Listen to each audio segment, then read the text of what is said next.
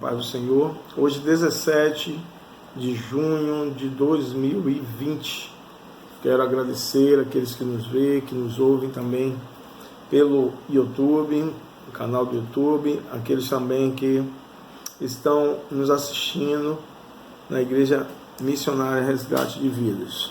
Que Deus abençoe a cada um, em nome de Jesus.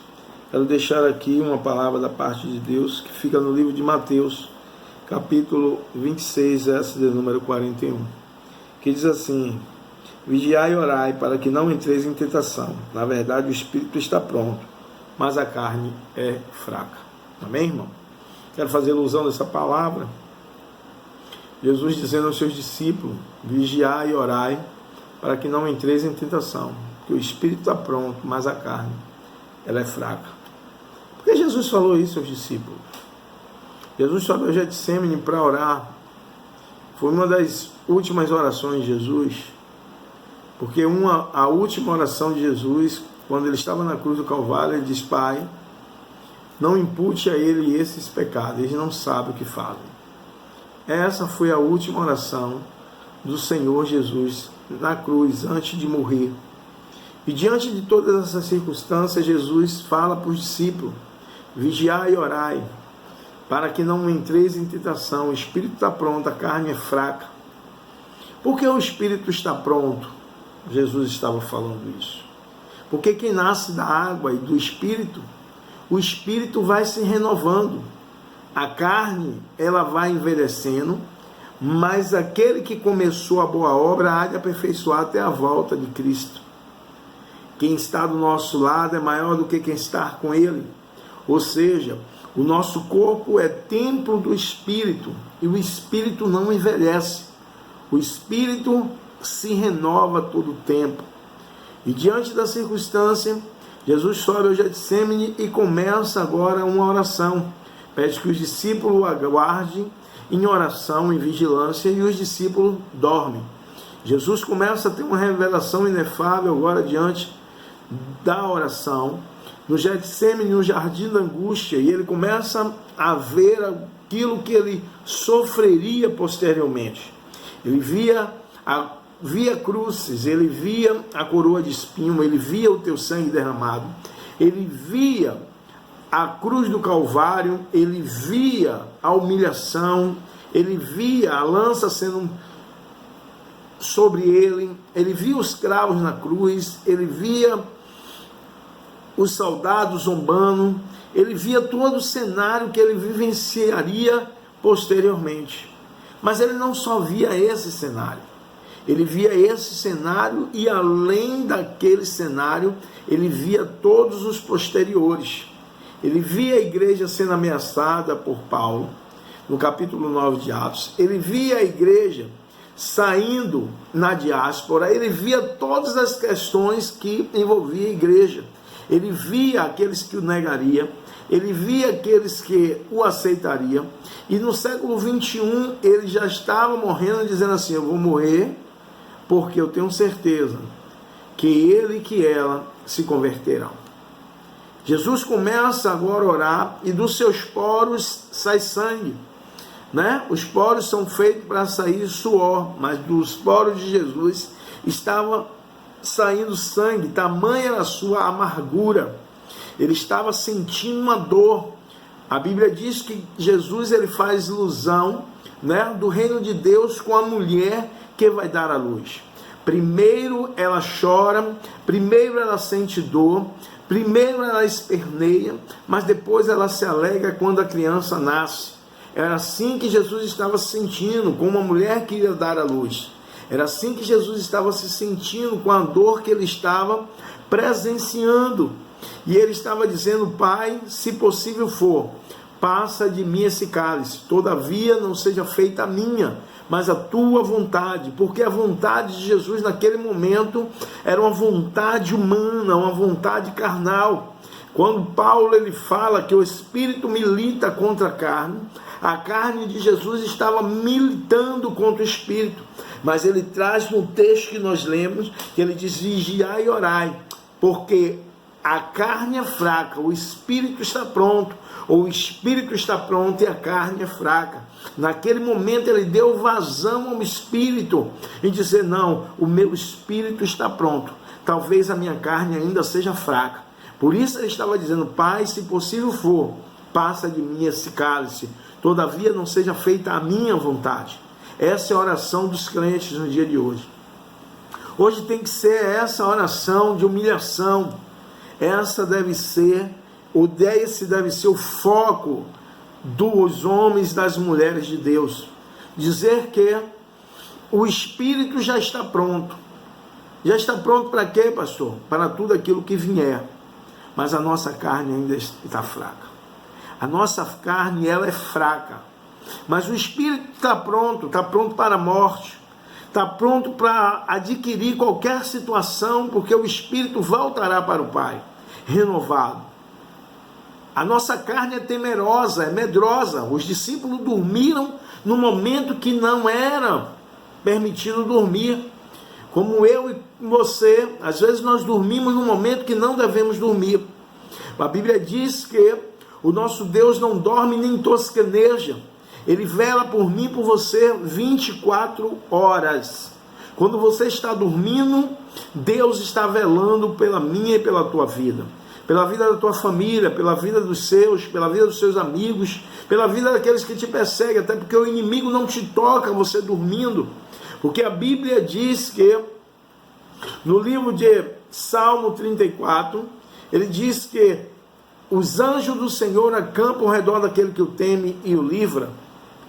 Essa é uma promessa de Deus para mim e para a tua vida. Jesus estava vivendo um momento de difícil dor, de tremenda dor, e naqueles momentos os discípulos não vigiaram. Eu não sei se você está entendendo, a gente vai encaixar essa mensagem.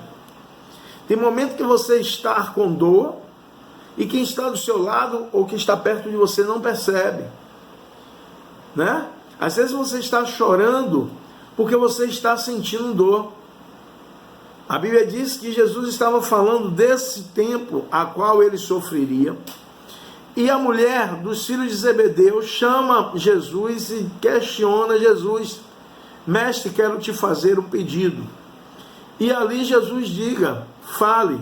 Ela tinha 2 filhos e disse: eu queria que um dos meus filhos sentasse à direita e outro sentasse à tua esquerda. Jesus, isso não convém a mim decidir agora. Tu come do pão que eu como? Ela disse: como. Tu bebe do cálice que eu bebo? Ela disse: bebo. Mas não convém dizer quem sentará na minha direita ou na minha esquerda, até porque esses lugares já estão ocupados. Ou seja, ele estava falando da tua morte e aquela mulher estava preocupada em lugares. Aquela mulher estava preocupada em posição. Aquela mulher estava preocupada em onde os seus filhos sentariam. E aí Jesus faz uma analogia em sentar no lugar de honra. Ele diz: quando forem convidados ao lugar de honra, não sentai na frente, sentai nos últimos lugares. Por quê, pastor? Para que você seja convidado a ser honrado a sentar na frente. Mas aqueles que sentam na frente passarão vergonha, porque chegarão pessoas mais importantes do que você, e você vai ser obrigado a dar o lugar e voltar para o fundo. Jesus, ele fala tudo com sentido. Quando ele diz vigiai e orai, que a vigilância vem primeiro do que a oração. E talvez nós somos homens e mulheres de oração, mas não somos homens e mulheres de vigilância. Os nossos lábios precisam ser lábios de adoração e de profecia. Capítulo 38 de Isaías: quando o rei Ezequias é acometido de uma enfermidade, o profeta Isaías vai e diz: arruma a tua casa, por certo morrerás e não viverás.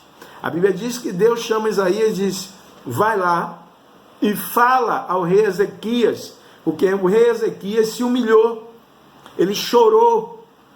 Foi aquilo que Jesus estava fazendo, se humilhando, chorando no Getsêmani, esperando que os seus discípulos estivessem o acompanhando na situação, na circunstância. E ali o rei Ezequias chorou, e Deus parou agora o globo terrestre e mudou a trajetória para abençoar esse rei. O profeta Isaías vai até ele e diz: olha, por certo, a sua oração chegou ao alto céu e Deus disse que acrescentará 15 anos da tua vida. A Bíblia diz no livro de Provérbios, capítulo 3, verso 16, que na mão direita de Deus tem acréscimo de dia e na mão de esquerda riqueza e honra. O que é que o Senhor quer dizer, pastor? É aquilo que Jesus está falando, né? Ele estava no Getsêmani, o seu corpo estava tomado de angústia, de dor. O momento que nós estamos vivendo de uma pandemia é o momento que nós devemos nos humilhar, no momento que nós devemos chorar, né? Chorar com quem chora, se alegrar com quem se alegra, mas é o momento que nós precisamos fazer reflexão e ver o futuro. Quantas mães têm chorado, quantos filhos estão agora em uma sepultura, quantas mães estão numa sepultura, quantas mulheres estão viúvas hoje, né? Quantos filhos estão agora na droga, e nós precisamos subir ao Getsêmani. Subir ao Getsêmani, por quê, pastor? Subir ao Getsêmani num jardim de uma angústia, de uma lamentação, né? Uma lamentação como Jeremias fez, essa lamentação. Ele lamentou em ver a condição de Jerusalém.